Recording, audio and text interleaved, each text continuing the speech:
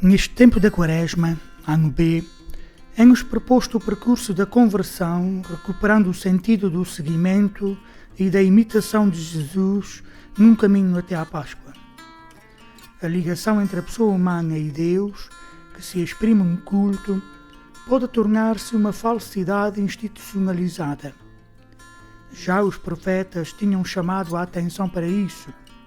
Amós, com força e clareza, propunha a procura de Deus como verdadeiro ato de culto, em contraposição ao sistema dos sacrifícios que se faziam para uma vida cheia de injustiças.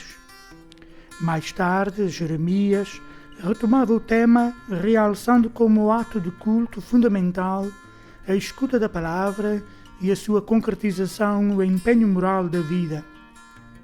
Neste domingo, a liturgia da palavra retoma o tema, apresentando um novo culto em Cristo ressuscitado. A acentuação temática que associa o templo ao culto ao corpo de Cristo faz também alusão à Eucaristia. O Evangelho deste terceiro domingo da Quaresma mostra-nos que depois do deserto e da montanha, Jesus leva-nos ao templo. Ele o faz para nos dizer qual é o verdadeiro lugar do encontro com Deus, para nos dizer que é fácil errar, para nos dizer que chegou a hora de nos questionarmos sobre o relacionamento que temos com o Senhor.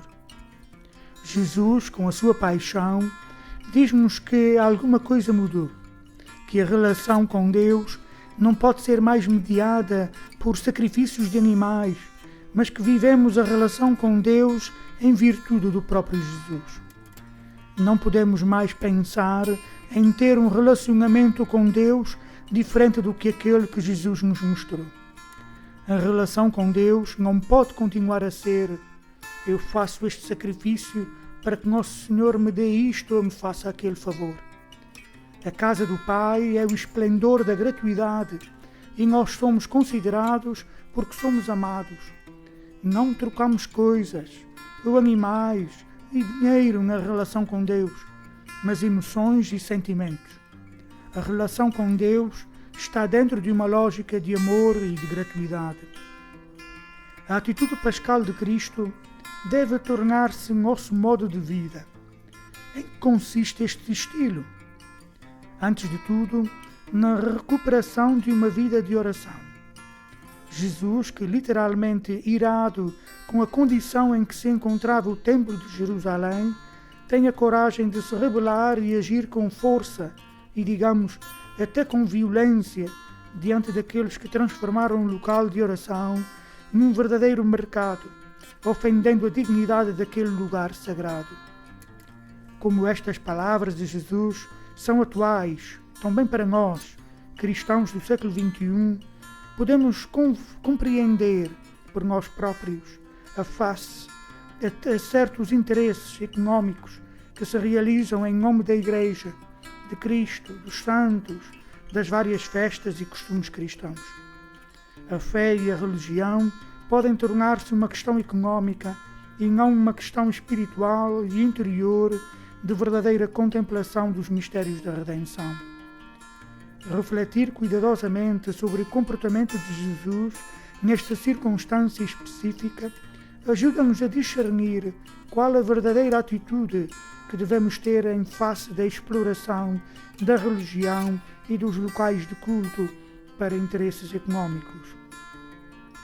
São Paulo lembra-nos na passagem da segunda leitura deste domingo, retirada da sua primeira carta aos Coríntios, que a verdadeira sabedoria e a verdadeira alegria estão em Jesus crucificado.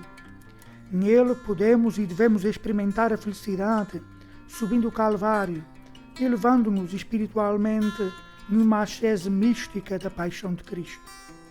É preciso que descobramos que a salvação, a vida plena, a felicidade sem fim, não estão numa lógica de poder, ou de autoridade, ou de riqueza e de importância, mas está na lógica da cruz, isto é, no amor total, no dom da vida até às últimas consequências, no serviço simples e humilde aos irmãos. É aqui que reside a verdadeira sabedoria, na suposta loucura da cruz, que em Cristo se tornou um instrumento de salvação e redenção. E o que também deve ser válido para nós. A consequência lógica desta nova forma de entender a vida segundo o Espírito, segundo o Evangelho e em sentido mais lato, segundo a Bíblia, é ir à origem da nossa fé e da nossa moralidade pessoal e social, que encontramos codificada nos 10 Mandamentos, que hoje nos chamam a atenção no trecho da primeira leitura, tirado do livro do Êxodo, ou da libertação, da itinerância ou da aliança do Sinai. Os mandamentos que dizem respeito à nossa relação com os irmãos convidam-nos a despir esses comportamentos que geram violência, egoísmo e indiferença face às necessidades dos outros. Tudo aquilo que atenta contra a vida, contra a dignidade ou contra os direitos dos nossos irmãos é algo que gera morte, sofrimento e escravidão para nós e para todos. E agora pergunta-se, o que é que assim, nos nossos gestos, atitudes e valores é gerador de injustiça e de sofrimento para nós e para todos aqueles que nos rodeiam?